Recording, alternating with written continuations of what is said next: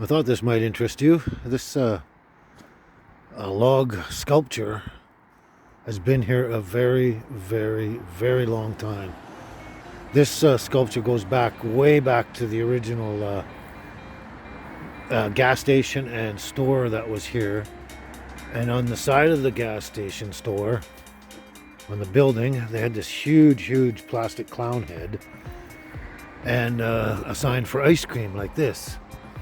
And they were internationally well known for their ice cream here at a privately owned gas station and store.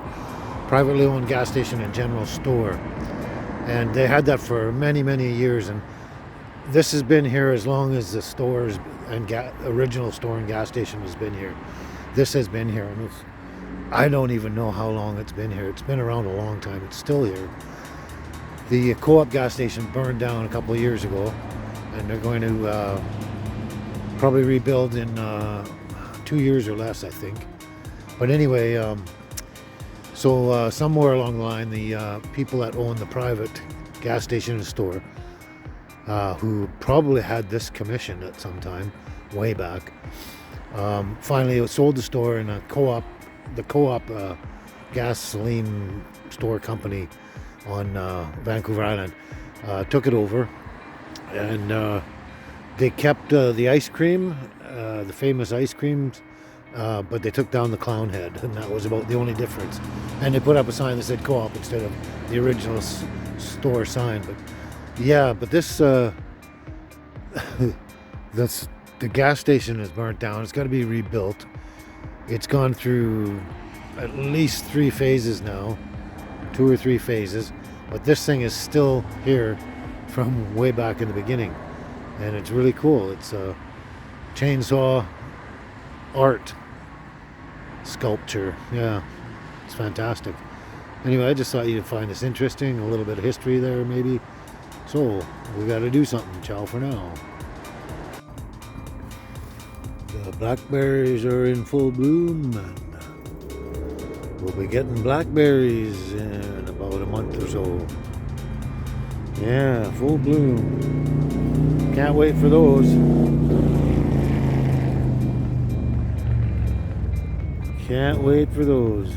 Ciao for now.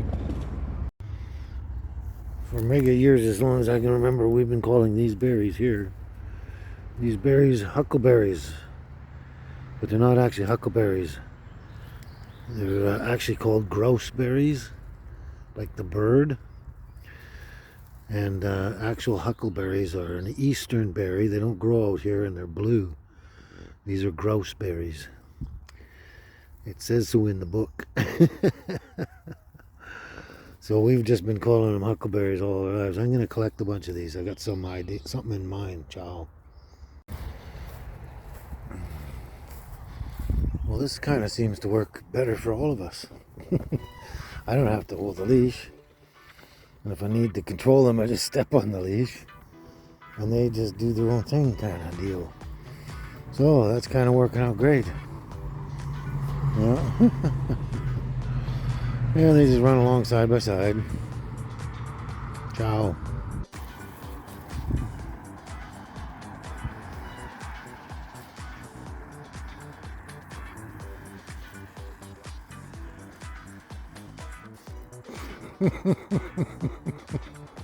Except for when that happened. Oh, ciao. Oxeye daisy everywhere. I think I better pick a bunch of these little heads here. Better take a bunch of these little heads home. I got an idea for something. Yeah, let's do that. Grab a huge pile of those. All right, let's go. Look, all this purple stuff here. All this purple stuff through here. It's called self-heal. Self-heal.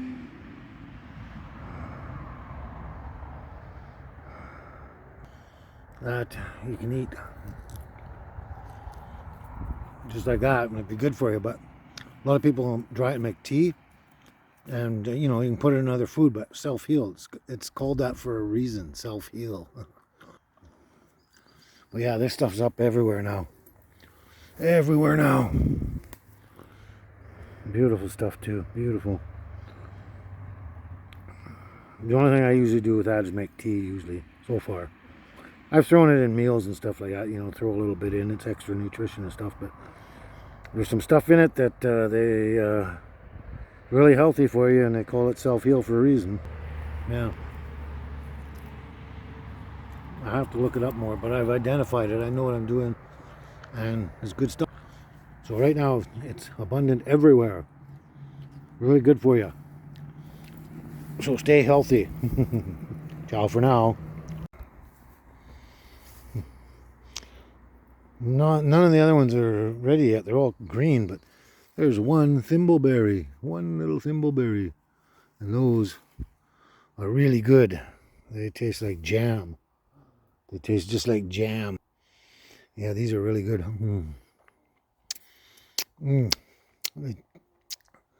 Jam. Some kind of jam you get out of the store in a jar. They taste really good. But I can't wait for those. Blackberries and the thimbleberries are next in line. Ciao.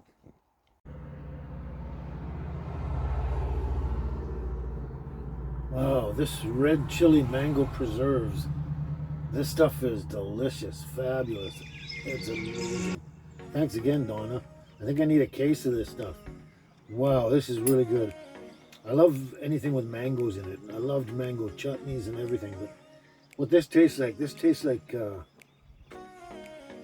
like a red chili mango marmalade is what it's like. That's what it seems like to me. And man, is it good. I just absolutely love it. It's fantastic. Wow, and it goes great with these Wassa thin crackers, wafers. Yeah, this stuff is amazingly good. Just amazingly good.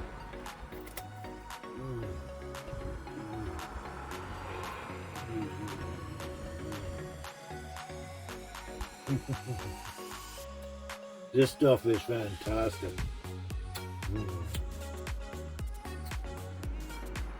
A taste of New Mexico. This stuff's great. I just want to eat it off a spoon. Yeah, it's like a red chili mango marmalade. And boy, it's got a really nice kick of heat.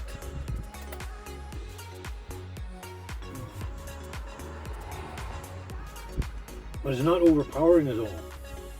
It doesn't burn your mouth or your tongue or anything. It just gives you that nice heat flavor from red chili. Oh my God. This stuff is so delicious. Oh my God. Like I said, I'm gonna need a case of this. I'm just kidding though. Don't do that. This stuff is fantastic.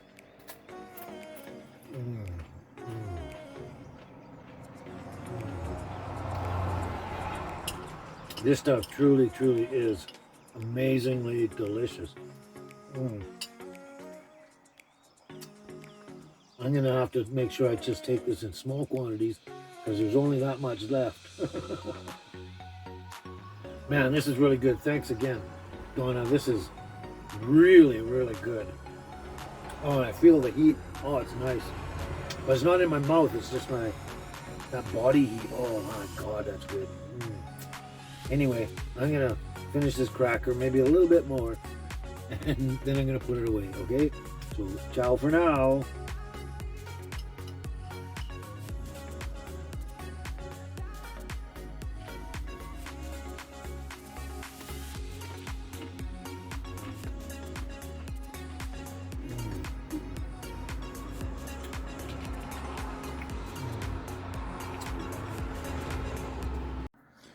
So I picked a bunch of those oxeye daisy heads, the little flower heads, whole bunch of them, and I got a bunch of the flower tops as well for a little bit of color and ambiance and that sort of thing.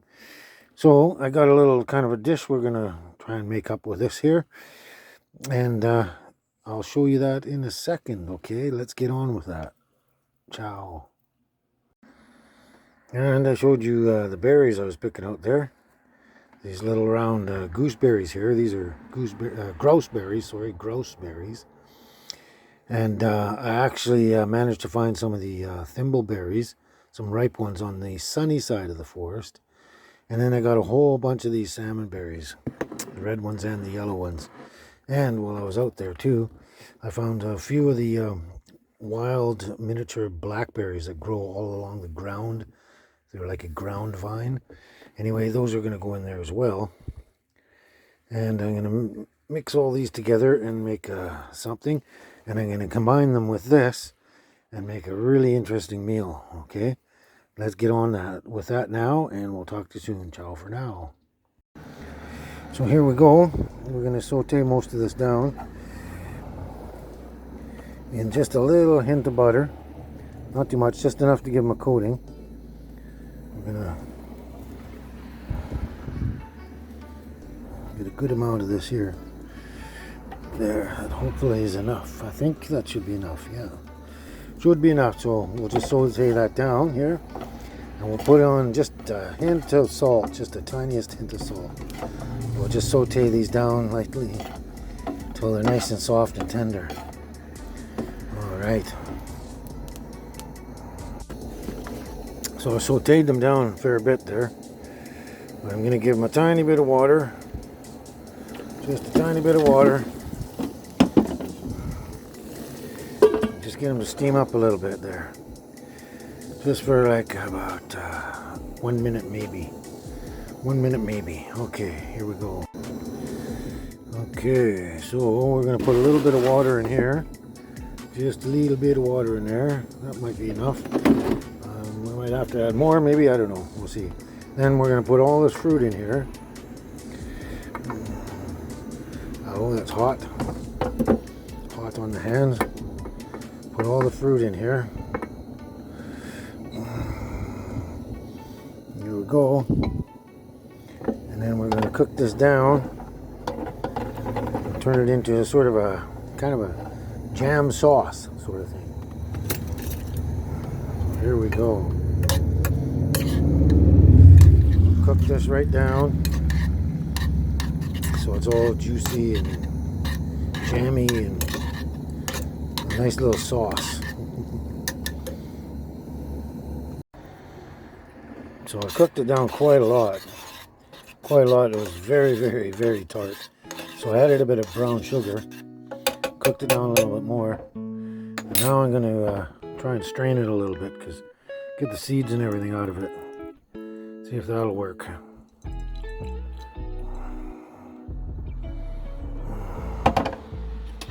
See if that'll work.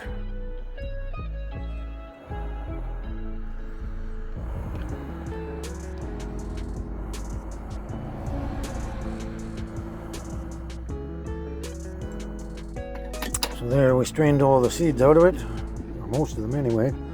Now we're going to put this back in, see if we can get it to thicken up a little bit more. Not quite thick enough. So we'll see if we can do that, and then we'll go from there. Alright, see you in a minute. Ciao. Well, it's gotten thicker, but not a lot thicker. But it sure tastes good. It's sort of a sweet and tangy. Sweet and tangy. So let's just pour some of this over top of the greens here. Don't think I'm going to need it all. There we go. Save a little for later. There we are. So let's try this out now. Okay, let's try this out.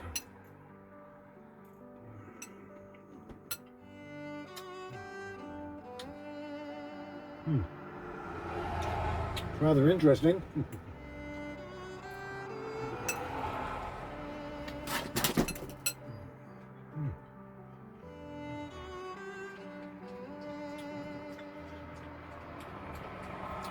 Tastes almost like something my mother would feed me way back when I was a kid. It's quite good. It's kind of tangy and sweet. And the greens and the berries are interesting together. It's not bad at all.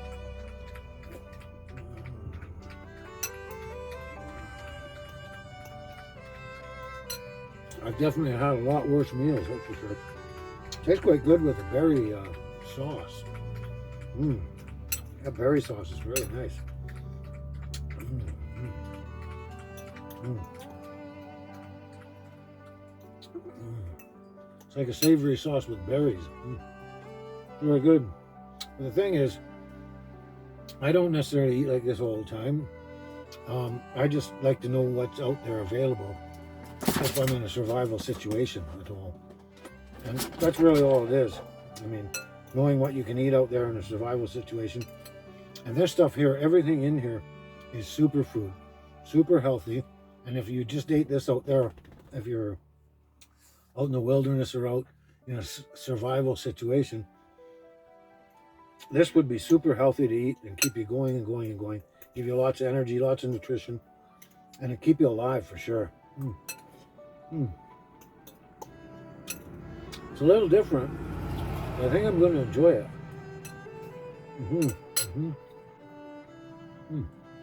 Not bad, not bad. The berries kind of make the greens taste better. Very good. Anyway, I'm going to finish this off and go do something else, okay? Ciao for now.